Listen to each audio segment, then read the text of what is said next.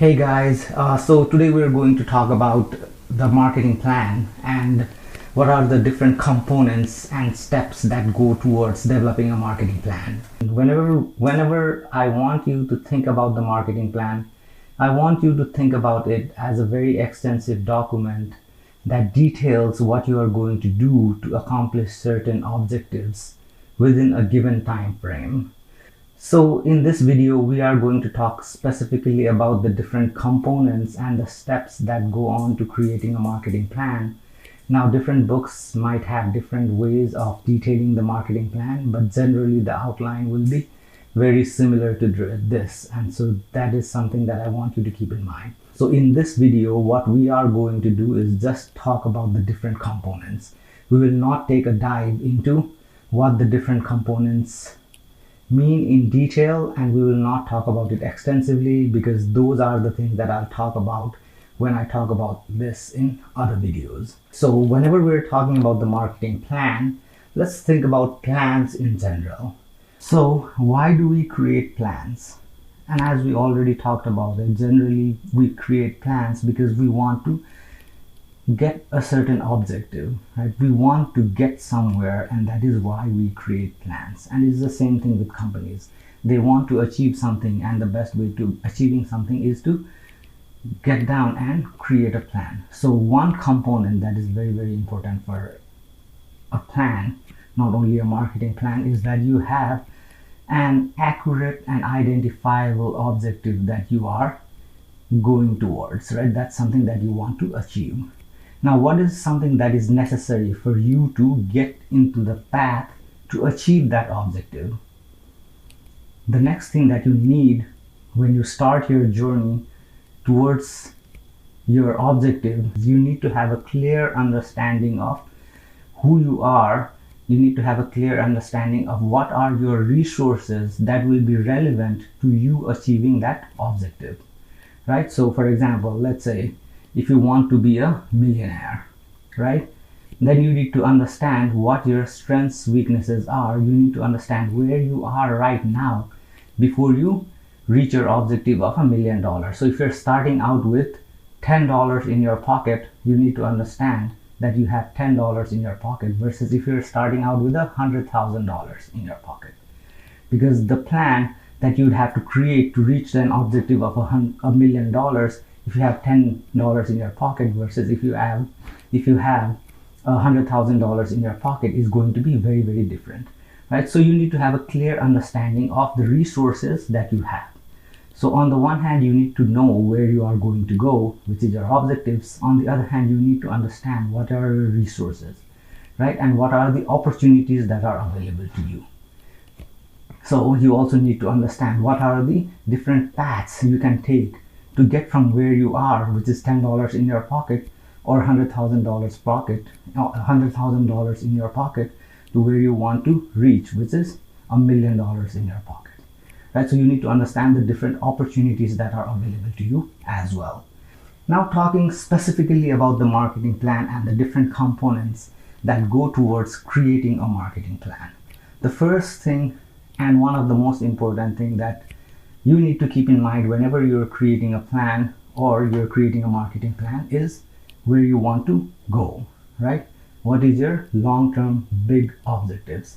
Now, when you're thinking about long-term big objectives, the term that is widely used is vision, right? So all companies generally will have a vision of where they want to go. Now, this vision is generally a long-term vision, right? A vision that the company strives for to get to, right? It's a vision that the company wants to reach to ultimately.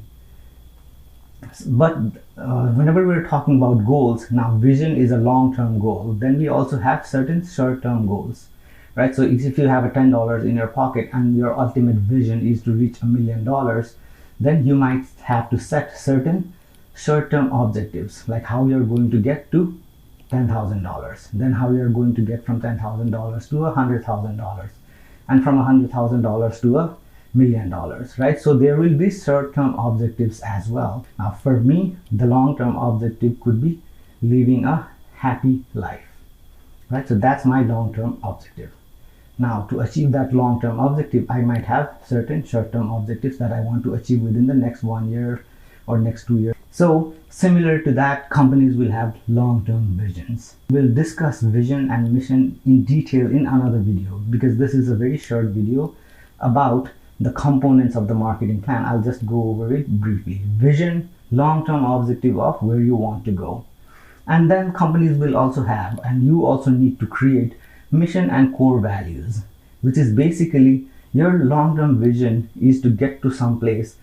The mission and core values will tell you who you are and what are the ways you are going to reach your long-term vision, right? So if I have $10 in my pocket and I want to reach $1 million, then there are many ways to go about it. The mission statement and the core values will tell me who I am. So I am not a cheater, right? So I could reach $1 million by cheating people. But the mission statement that I create for myself and my core values that I've identified for myself will stop me from doing things that I'm not supposed to do or I should not be doing, right? There might be laws that might stop me from doing that, or there might be my own core values or ethics that will stop me from doing certain things, right? If I want to become the President of the United States, there might be some other ways that I can go about it. I can lie, cheat, tell people what they want to hear, and then go about that way to become the President of the United States. Or I can tell people the truth, what nobody else is telling them, and then use that path to go to the presidency of the United States. Now, to be clear, if you think about it in terms of resources and where I am, I can never be the President of the United States because I was not born in the United States, right? So there in itself, like once you take a grasp of the situation that you are in, then your vision and mission and the possibility of you getting to your vision and mission will be different, right? So long-term vision, where you want to reach ultimately.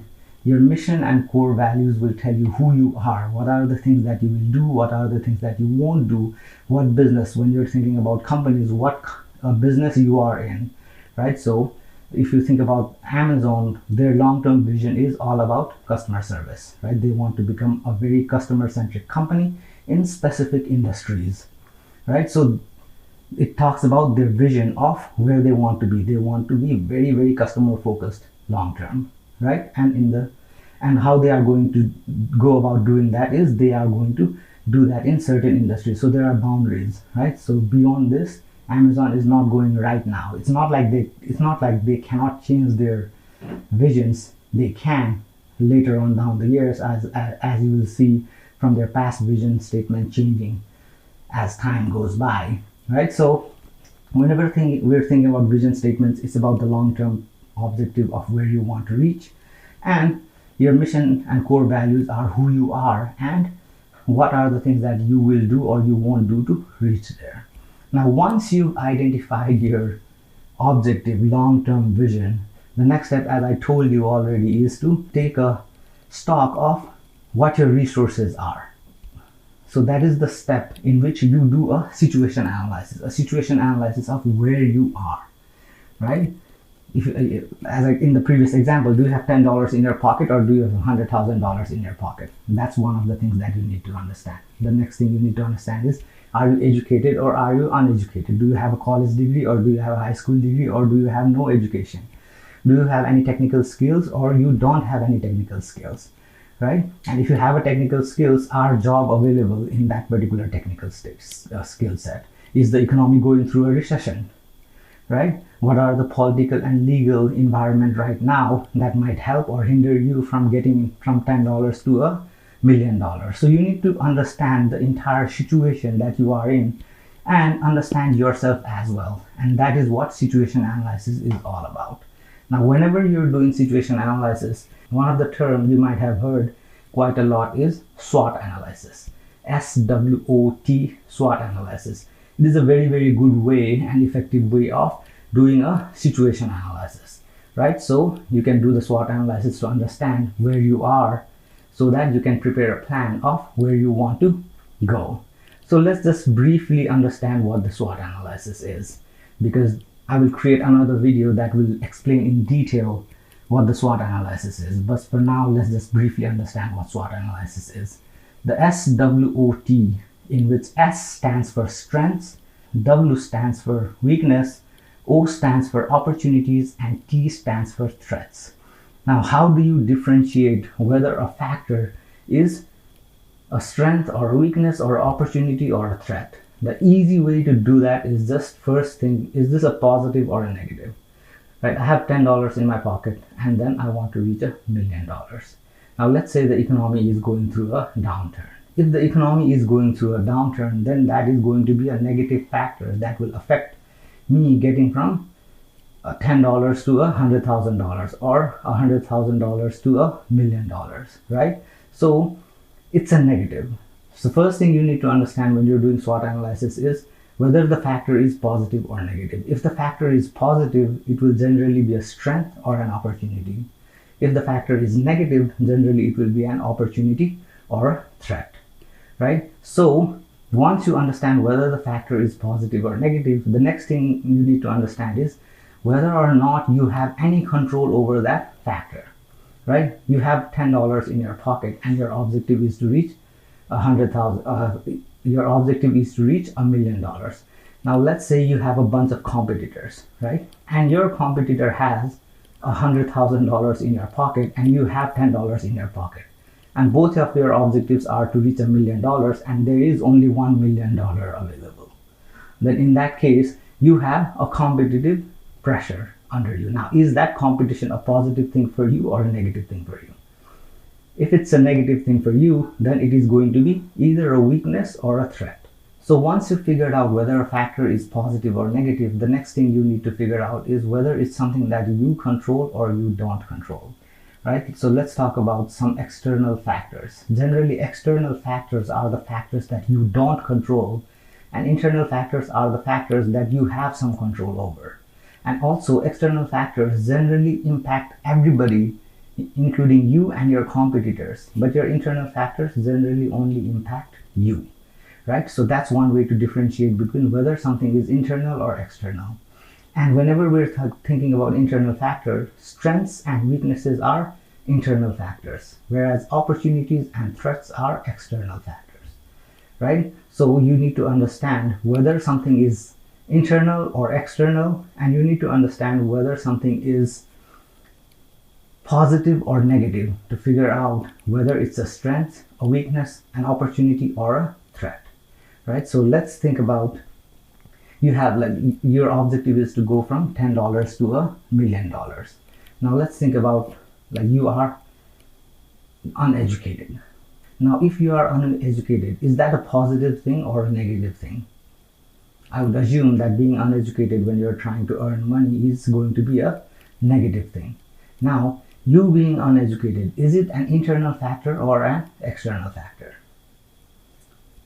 Your technical skills and your abilities are generally your internal factors because you have some control over it. You can choose to get educated, or you can try to get educated, or you can try not to pay attention in class and become uneducated, right? So being educated, having an education is a positive thing, and it is also an internal thing. So if you have education and it's a positive thing, then it's a strength. If you don't have education, in that case it's a negative factor, right? If you don't have education, it's a negative factor, and it is also an internal factor that is specific to you. In that case, it is going to be a weakness. Now let's think about some external factors. External environmental factors are generally political, economical, social, technological, environmental, legal, and competitive factors, PESTELC. So those are generally external environmental factors that have an impact on you as well as your competitors and that you cannot control. Let's say the government suddenly passes a legislation that negatively impacts you. In that case, it's an external environmental factor and it affects you negatively. So it's a threat. Now let's say the government passes a legislation that has a positive impact on you, then suddenly it's a factor that's external to you that you don't control, but it's a positive thing for you, so that's going to be your opportunity. Taking the example of the Trump administration putting in tariffs on products that were not manufactured in the United States. So if you are a company that is getting your material and parts from outside the United States, in that case, it's a negative factor, because tariff means you have to pay more money. So it's a negative factor. It's a factor you don't control. So it's a threat for you. Versus if you were a company that was not reliant upon external sources for resources, and you only relied within the United States for your raw material and your parts, in that case, it's a positive factor, because your competitors will have to pay a higher price, whereas you don't have to pay a higher price compared to your competitors. So it's a positive for you, and it's something that you don't control. So it's a opportunity for you, right? So an economic downturn might be a external environmental factor that may affect you negatively or positively. If it affects you positively, then it will be an opportunity. If it affects you negatively, then it will be a threat. So one easy way to do SWOT analysis is to look at the factor and think about it, whether is it internal or external, and think about whether it is something that you control or something that you don't control. That will help you classify the SWOT analysis properly. Now, once you understood what SWOT analysis is, the next step for you to do, and it depends upon whether you are a big company or a small company. Right, a small company might generally have a small portfolio of products, or many times it might have only one product that they are selling. In that case, you won't need to do other situational analysis. But if you are a really, really big company, let's say PepsiCo, so if you think about PepsiCo, which is a really, really big company, then they have to also do a situational analysis of all their products that they have in their portfolio, right? So they have to do a so if you're PepsiCo, you have to do a very comprehensive analysis, situational analysis. So you don't only have to think about the situation of one product or one brand. You have to think also about the situation of other products and other brands, and how that might impact your ability to market certain other products, right? So if you think about PepsiCo, let's say, let's consider two of their divisions, a snack food and then the beverage division. If the beverage division is not doing really, really well, then that is going to affect the way they are going to allocate resources to the snacks division, and vice versa, right? So you have to think about all those things that are going on internally, and to do an analysis of how the companies can think about these different business units that they have, which are called strategic business units, how they allocate resource to these different strategic business units. You can use something called the BCG Matrix, which is Boston Consulting Group's matrix. The objective of this particular tool is to figure out how big companies allocate their resources, right? Or how big companies should allocate their resources. So if you are a company, then you have a limited amount of resources, how those resources should be allocated to different business units within their overall large organization. So how much money or how much resource should you allocate to beverage versus the snack division if you are PepsiCo. To check out more about the BCG Matrix, please take a look at my other video that discusses the BCG Matrix in great detail. Another tool that a lot of companies widely use is also called the Ansoff Strategic Opportunity Matrix. So the Ansoff Strategic Opportunity Matrix is more about what are the pitfalls, positives and negatives associated with creating a new product or going to a new market. To understand Ansoff Strategic Opportunity Matrix, please also check out my other video that talks about that in great detail, right? So till now we've talked about vision and mission, which is the starting point of the marketing plan, because that's the end objective, and how you're going to get there, what are the core values and mission that you have that will prevent you from doing certain things and will ask you that you do certain things on your way towards your vision and mission. The next step is to do a situation analysis, and in the situation analysis you will do SWOT analysis, you will do a BCG matrix analysis, and then you will also do an Ansoff strategic opportunity matrix analysis. Now once you've figured out what your situation is and your end objective, the next step for you is to understand in the marketing plan what your short-term objectives are going to be. Now, getting to $1 million if you have $10 in your pocket may not be possible in 1 year. you might require 5-6 years or more than that to reach to $1 million. So what you should do is you should create short-term objectives, right? How you are going to grow your $10 to $100, and how from $100 to $1,000, $10,000, and so forth. So you need to have short-term objectives, and generally in a marketing plan, your vision is a long-term objective, and you also create short-term objectives that are generally a year away, right? So you might have an objective for 2020, and then after 2020 is over, you evaluate whether or not you achieved your short-term objective, and then you create a marketing plan for 2021, right? So when you're creating this marketing plan, you will need a certain objectives, and whenever we're thinking about certain objectives, think about that any objectives need to be a SMART objectives, and we'll talk more about what a SMART objective means in other videos. But for this, you need to understand that you also need to have short-term objectives that will help you to go towards your long-term vision. So a company might have an objective that we will reach 20% market share within the next 1 year from the 15% market share that we have currently, right? So that could be an objective. So they want to gain 10% of the market share. They want to get 5% of the market share within the next 1 year, which is going to be their short-term objectives. Their long-term vision might be to be a #1 company in that particular product category. So once you've created your short-term objective, the next step is to now understand who your target customers are going to be. So who are the people? So this, because we're talking about the marketing plan that companies create, you need to understand who your customers are, right? So to understand who your customers are, companies will generally go through a process called segmenting, targeting, and positioning. So STP, segmenting, targeting, and positioning, is another important component of a marketing plan. Now this particular section is there so that you have a very, very great understanding of who your customers are, right? So in the situation analysis, you understood who your competitors are, what are the external factors that impact you, and what are your internal and external sources of strength or weaknesses, what are your opportunities and threats. In this particular section of STP, you are focusing solely on the customers and trying to understand who are the customers that are buying your products or your competitor's product, and then you're trying to figure out who are the customers that you are going to go after. So in my short-term objective, the objective was to reach from 15% to 20% market share. So who are the customer group that I should target to go from 15% to 20%? Now let's say that I have a core group of loyal customers that keep on buying my product all the time.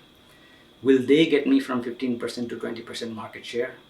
If they are already buying as much as they can, and there is a limited number of loyal customers, then they are not the group that are going to get me from 15% to 20%. So I need to start thinking about other groups of customers that might help me to reach my objective of 20%, right?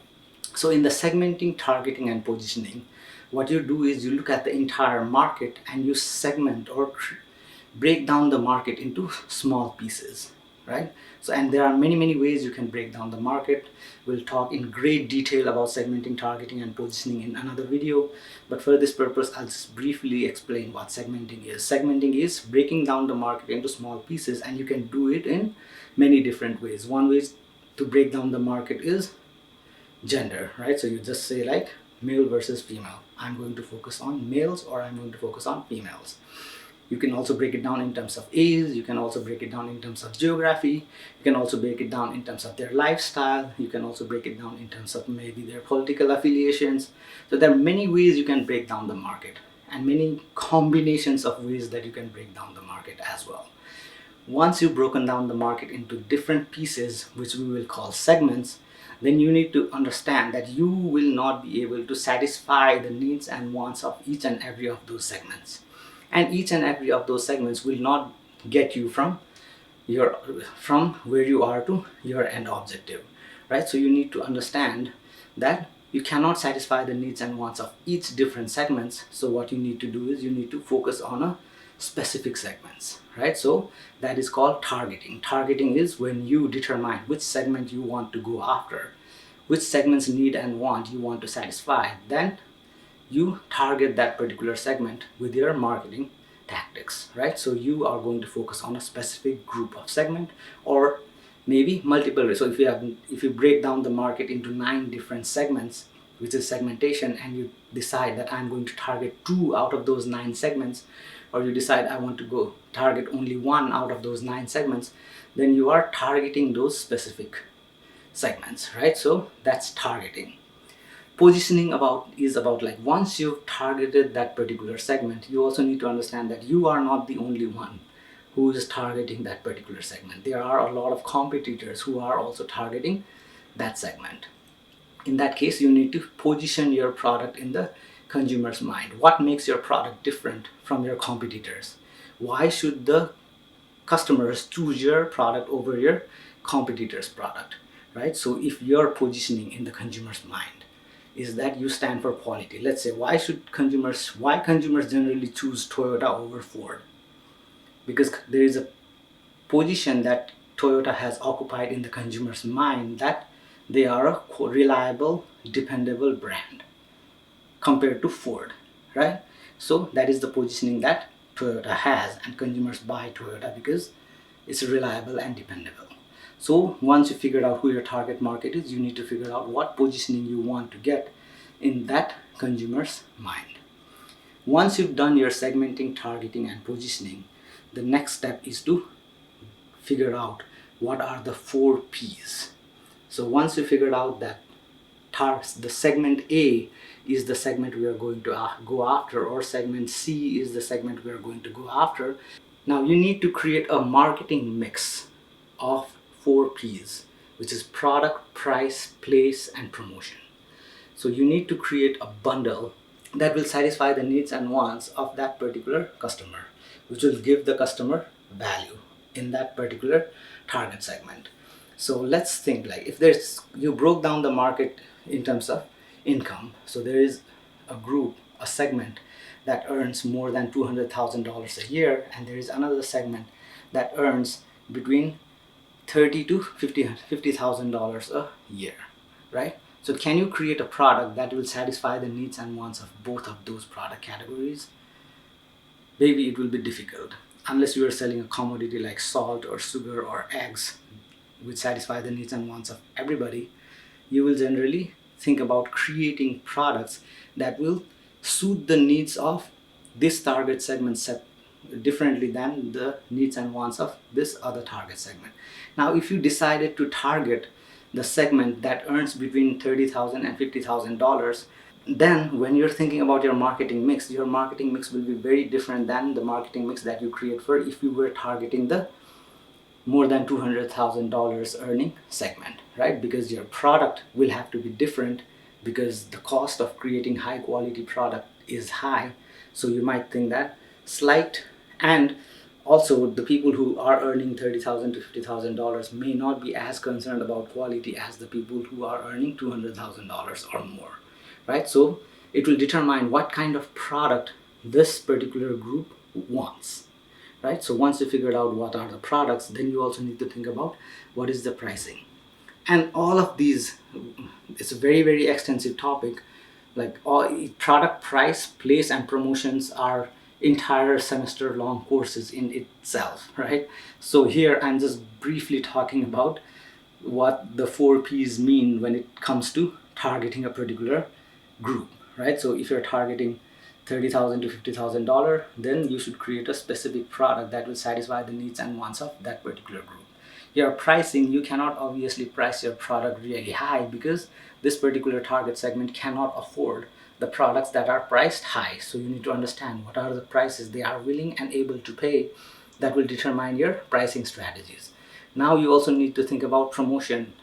How are you going to promote your product to this particular product category? How are you going to communicate to them, right? So this particular target customer might be very, very price sensitive, which means like if you do sales, discounts, or coupons, they might respond to that a lot more than any other target segments. And also the these groups might watch different news channels, these groups might watch different TV programs, right? So the way you are going to communicate and the mediums that you are going to choose to communicate with this target audience is going to be different than how you're going to communicate with other target audiences, right? So you need to create specific promotional plans for this target audience. And the other P is place. So you created a specific product for this target audience, you priced it so that it's appropriate for this target audience, and then you created a marketing promotional strategy which is appropriate for that target audience. You also need to think about where can the target audience get those particular products, right? So you need to think about the distribution strategy, which is the place strategy in the 4 P's of marketing mix. So you need to understand where do they generally go and shop. So maybe they will go and shop at Walmart. They won't go to shop at high-end retailers, right? Maybe they will go to Old Navy and will not go to Banana Republic, right? So you need to understand where do the consumers buy. Maybe they will go to a physical store more and will not buy products online. So how you're going to distribute your products to the target audience is the 4th marketing mix element that you need to keep in mind. So product, price, place, and promotions are the 4 marketing mix elements that you need to create specifically for a target audience, right? So hopefully your marketing mix will satisfy the needs and wants of that particular target audience that will get you to your short-term objectives that you created before. So my loyal audience gets me the 15% every year. I need to get 5% more, so I decide to create, or I decide to target a different group of customers that have not bought from me previously. Then that means that my current product offerings will not satisfy their needs and wants, otherwise they would have bought it. Or maybe my pricing is wrong to fit that particular target product categories, or maybe I have not been promoting my products to them because I've been focusing on my loyal customers that get me 15%. So it could be a number of different regions in the marketing mix why I'm not reaching that other 5% target audience, right? So I can change my marketing mix so that I can target that 5% extra audience, and then combined they will get me to the 20% certain marketing objective that I have, right? And what you do is, once you've created a marketing mix, you implement the marketing mix, and then you see whether or not your marketing plan worked. If your marketing plan worked, at the end of the year you will reach 20% and you will say that, okay, this marketing plan worked. And then you move on to next year with another certain objective that will get you towards your long-term vision, which is still there, right? So hopefully you understood the concept and the different components that go towards creating a marketing plan. In summary, let's just go over the different components and the steps for the marketing plan. First, you will have your vision and mission, core values. After that, you do a situation analysis of where you are, your resources, and you do SWOT analysis, you do BCG Matrix analysis. You might do an Ansoff strategic opportunity matrix analysis to access your situation. And after you've accessed your situation, you create short-term objectives.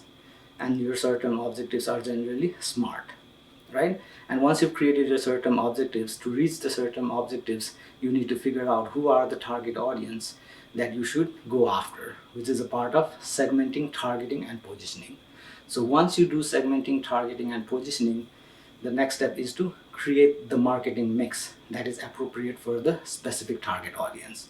Now, the marketing mix consists of 4 P's: product, price, place, and promotion, right? So once you create the marketing mix, you implement the marketing mix, and if everything works out, it's fine. You move on to your next short-term objectives. If it doesn't work out, then you need to understand why it did not work out. What are the things that you need to change when you move on to the next year to create your marketing plan again, right? So to understand each of those different components, which are very, very extensive topics in themselves, I would ask you to look at my other videos that talk about in more detail about what each of those components are. If you have any questions, comments, feedback, please let me know. And thank you very much for watching this.